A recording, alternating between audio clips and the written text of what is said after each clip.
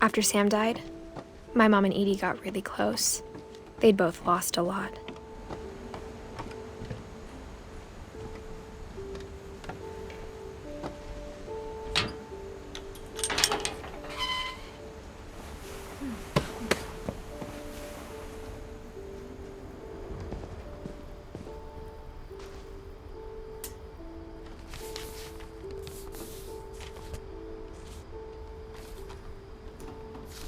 Dear Kay, do you remember the way Gregory used to laugh when he thought he was alone? Like something funny was happening, but only he could see it.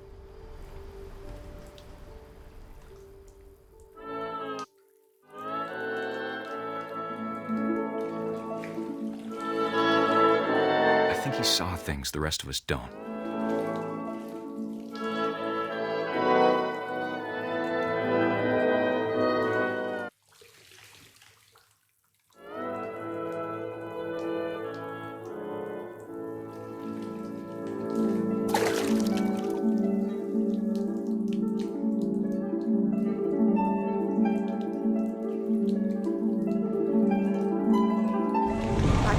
Gregory, it's time to... Hold on, sweetie. Hello? Sam, I told you I don't want to talk right now. I wonder what he saw.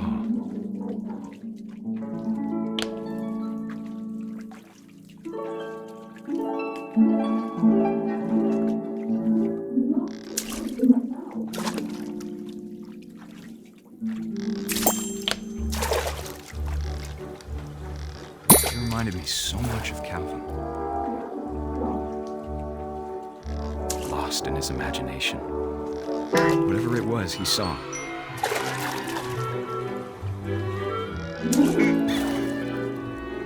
It sure made him happy.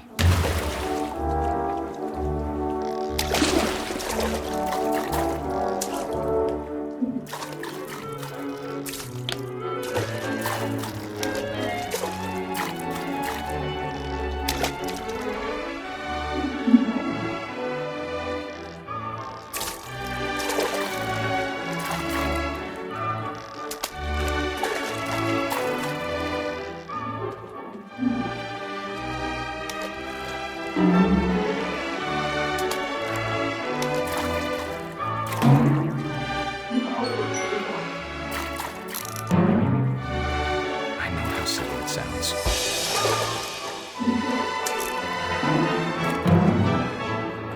But I worried about a baby being too happy. But I could feel him slipping away. Sorry about that, Gregory. I know you did everything you could. Maybe if I hadn't called that night. Damn it. Hold on, I don't want Gregory to hear this.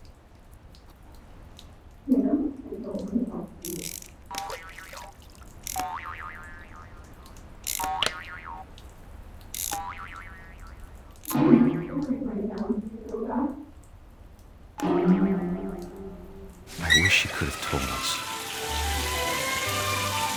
about the world he saw.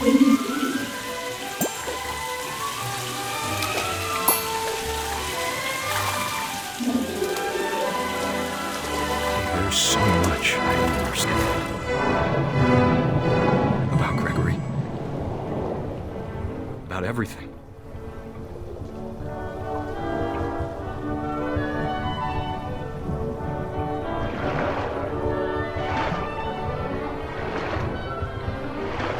But I know what happened wasn't your fault.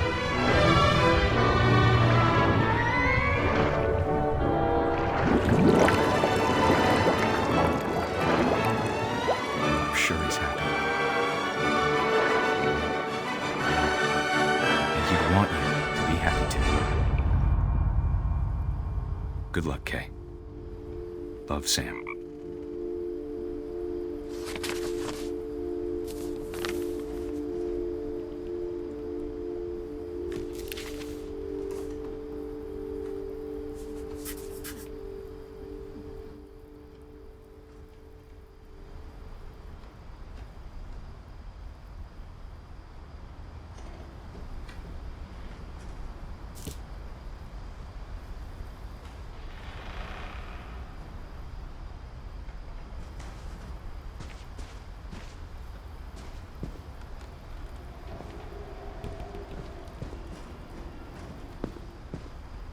I can't imagine my mom ever writing poetry, and yet... A poem for Gus, who always said the wedding was a bad idea. Our father never hit us kids, at least not very hard, before the day my brother said with teenage disregard that he'd be dead before he'd see a wedding in our yard.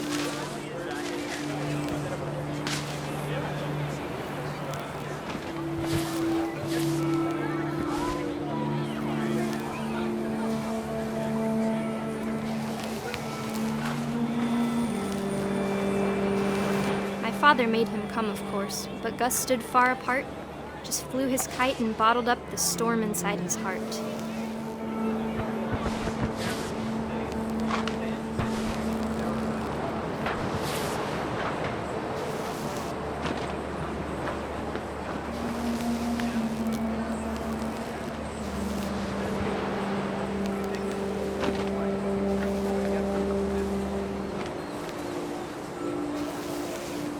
I tried to talk him out of it, but though he'd never met her, "We don't need a stepmom," were the words that I now pronounce you husband and wife. You may kiss the bride.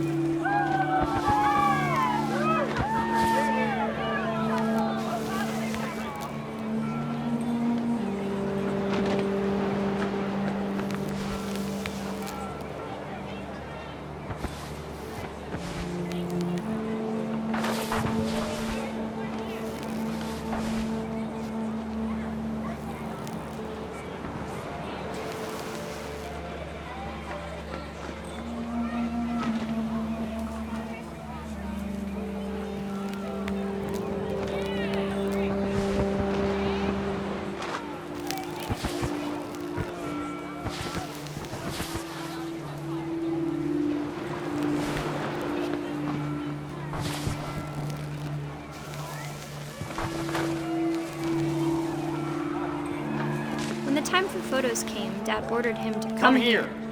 But Gus declined, and as a sign held up his middle finger.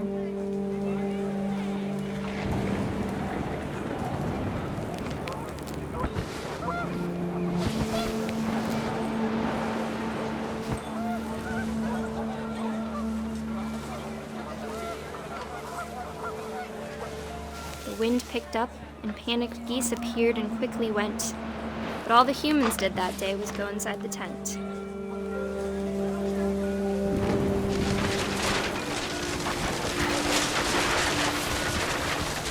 The rain came down in buckets then, but no one seemed afraid that nature might destroy the tent our dad had crudely made.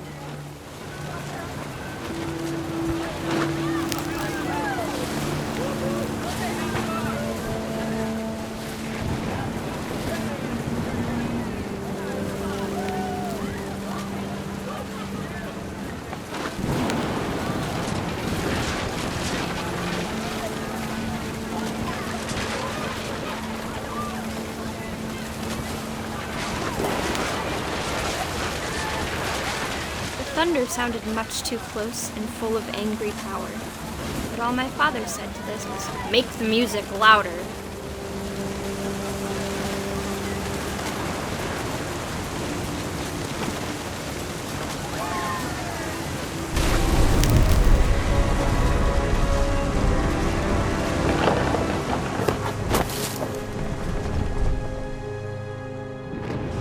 I wish that I could truly say I thought about you on that day.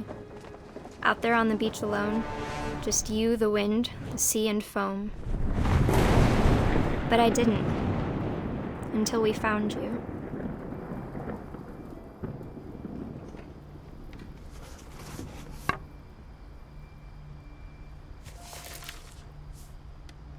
She never talked about him, but Mom told me once if I was a boy, they were going to name me Gus.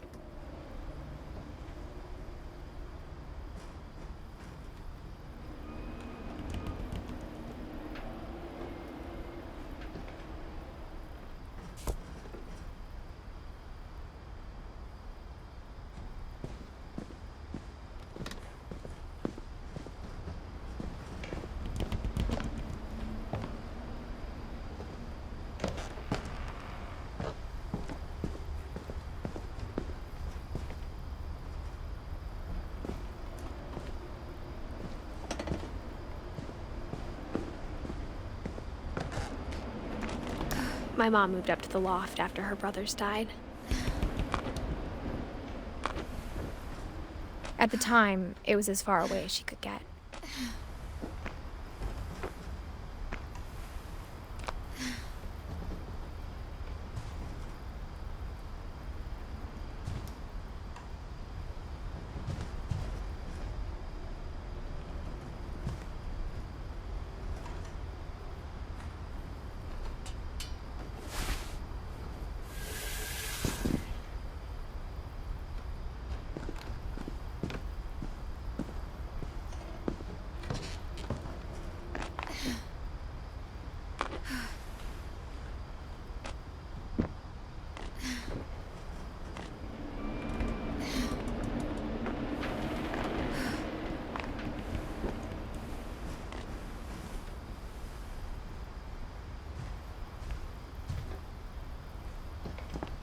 She spent a summer building houses in Calcutta, where she met my dad, Sanjay.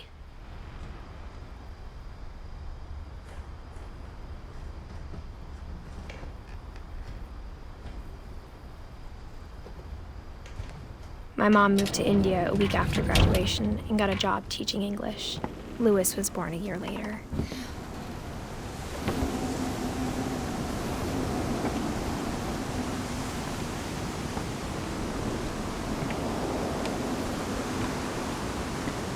When my dad died, I don't think Mom knew where else to go.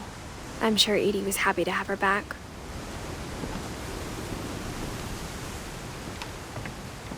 And to see kids in the house again.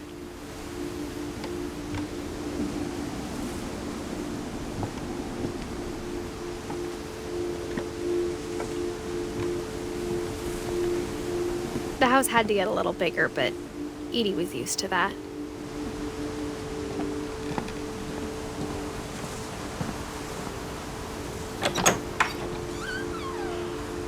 And for a while, things were good, almost normal.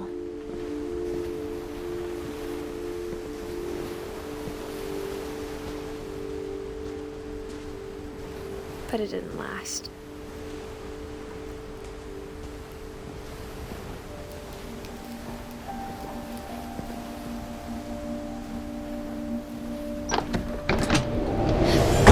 The beginning of the end was Milton's 10th birthday, when Edie gave him a castle.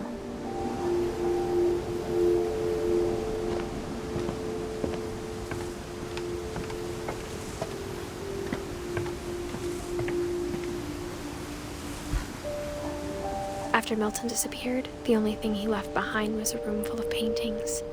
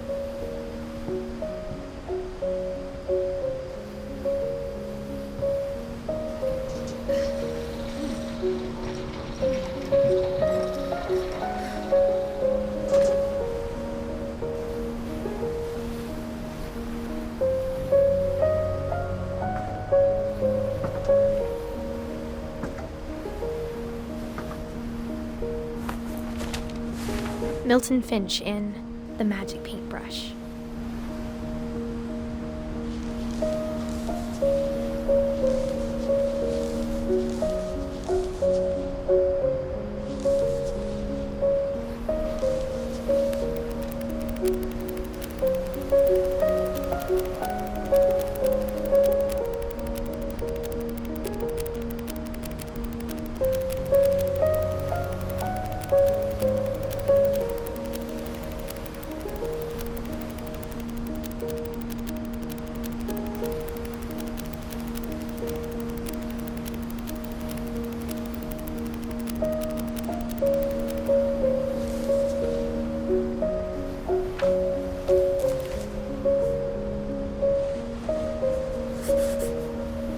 was 4 when Milton disappeared.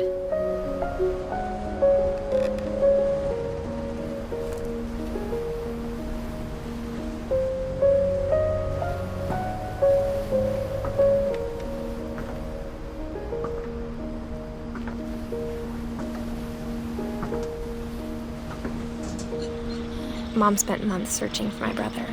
Then she sealed the doors.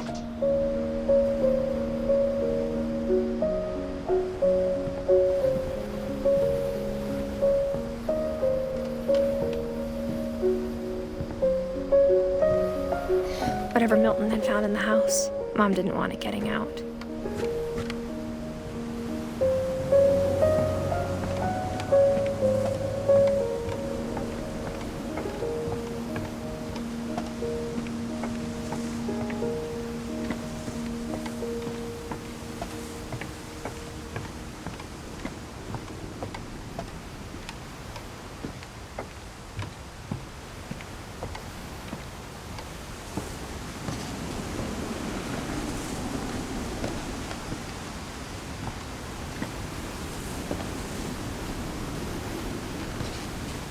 Mom definitely blamed Edie, but I think Lewis blamed himself.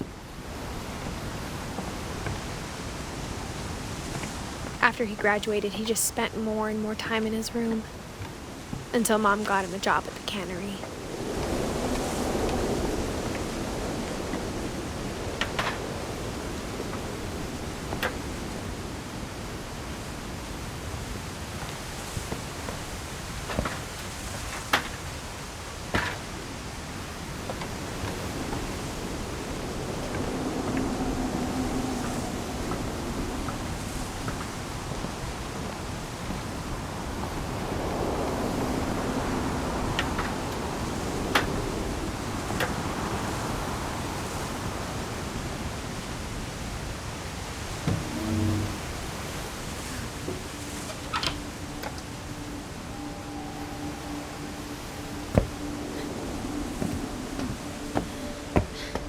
Lewis's room smelled very, very familiar.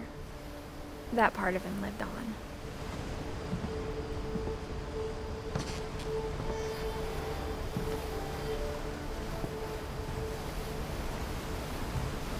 Lewis and I spent a lot of time playing games together, but he was surprisingly bad at them. He died a lot.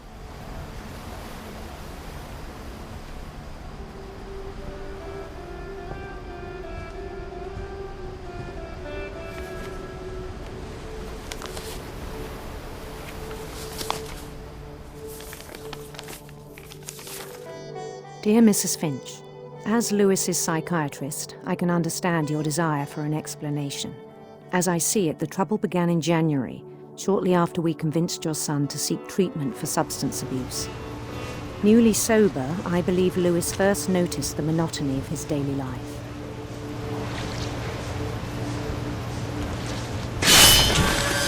He kept working at the cannery, but he withdrew part of himself. In our sessions, I saw the same behavior.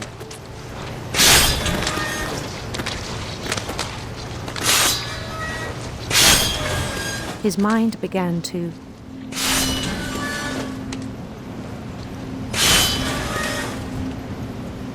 wander.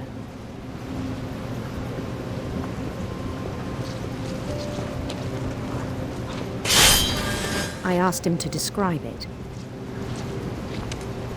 He said he started small, imagining a labyrinth.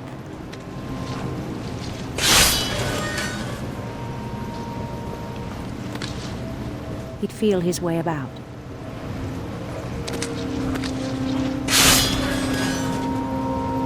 Then something moved. Bats.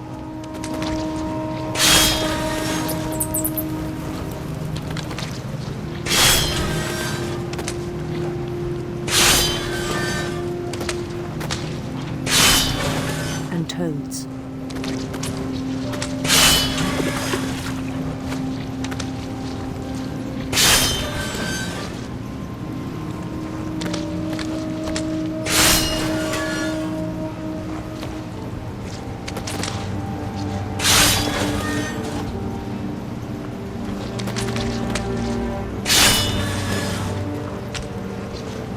and things that have not names.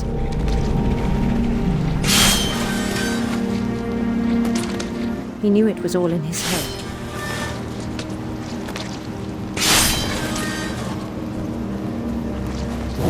But he took it very seriously.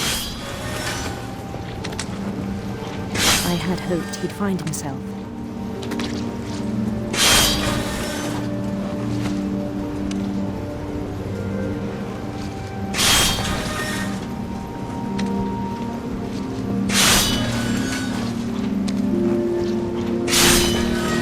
But he found something more.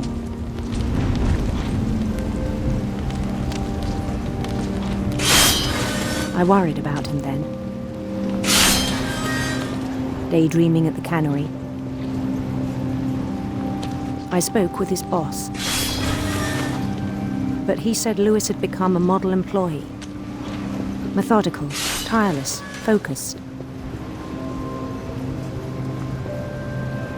Like a whole new Lewis. So I let him go on.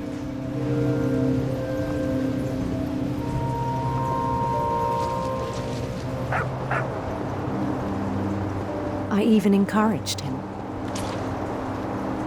It seemed very promising at first. He told me he'd made a new friend.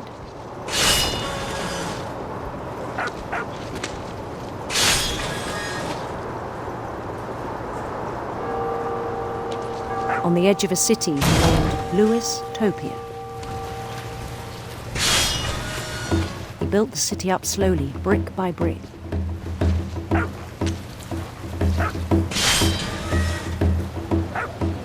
Then he made musicians.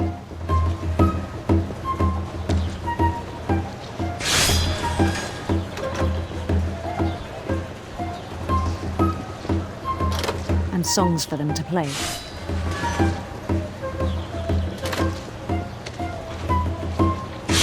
He talked about starting a band.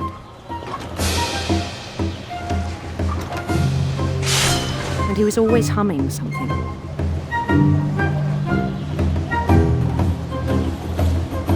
Every day his imagination grew stronger.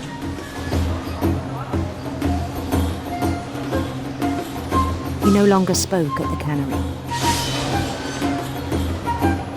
But his chopping was as reliable as ever. Then one day it struck him that all the cheering crowds, even the stones under his feet,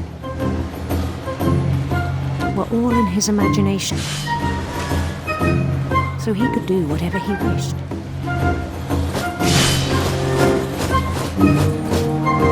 He held an election for mayor. And he won.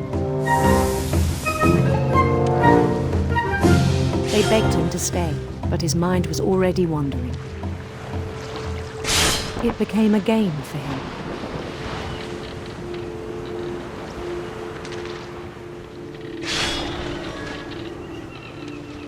He'd conquer a city, then immediately push on. New Louisville.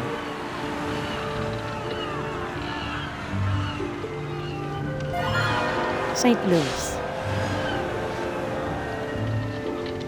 He started drifting away from our reality.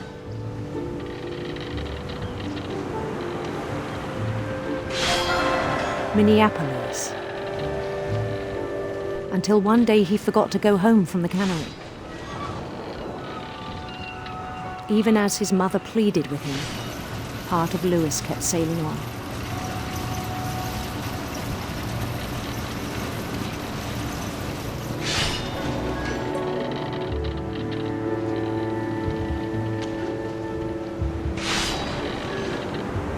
In Lewisburg, he heard rumors of a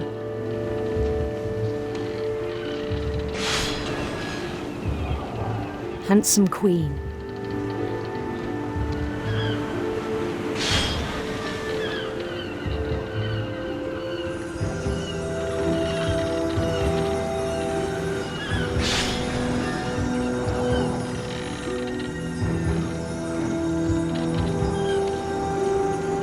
queen was on her own quest for radiant rainbows.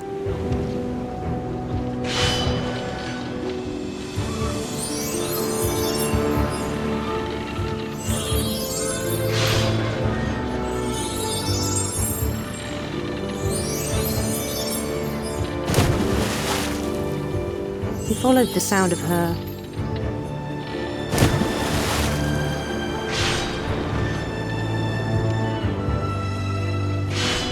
silver harp.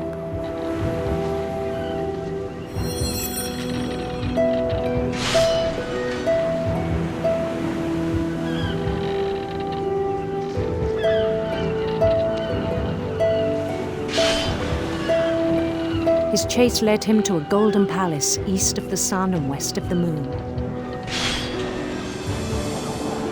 Even then, his logic remained sound.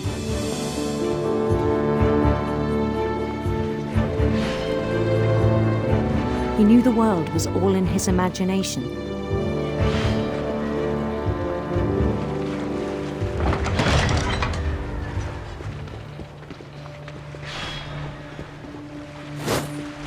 But he was so proud of having created it. In his own eyes, he'd become something greater than a king.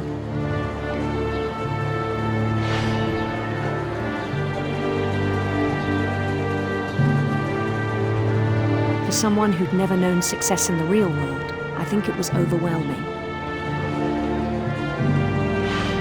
And then it struck him that the real Lewis was not the one chopping salmon, but the one climbing the steps of a golden palace.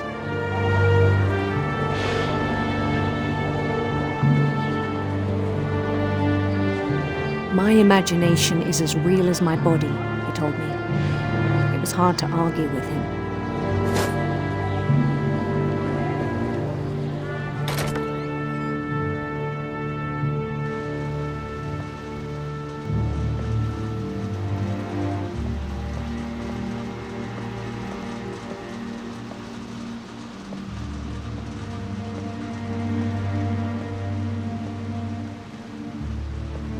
Began to forget the world we know.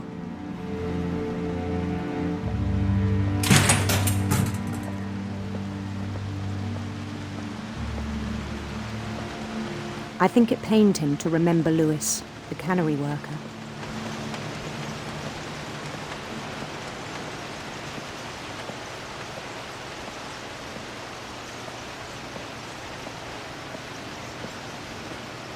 He began to despise the man with a royal contempt.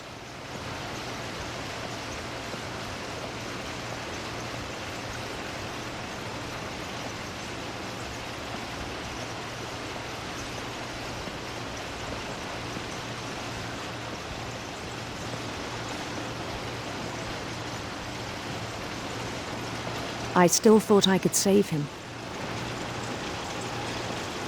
Even after he said he was being crowned king over all the lands of wonder.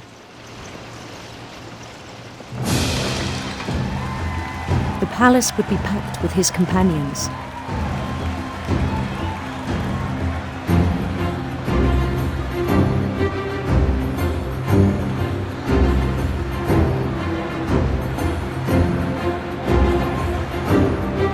Including the wise Calico who'd insisted on advising him.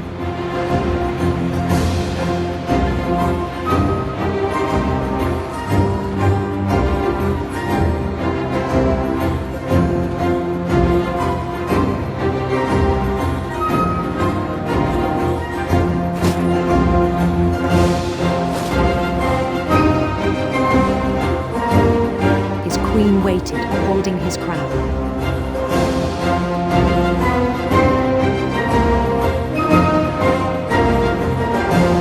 There was only one thing left to do.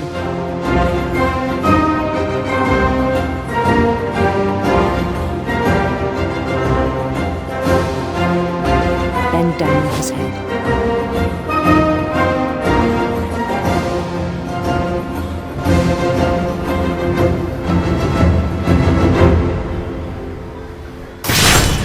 And the rest I think you know. Mrs. Finch, your son was a kind man who will be missed by all of us who knew him.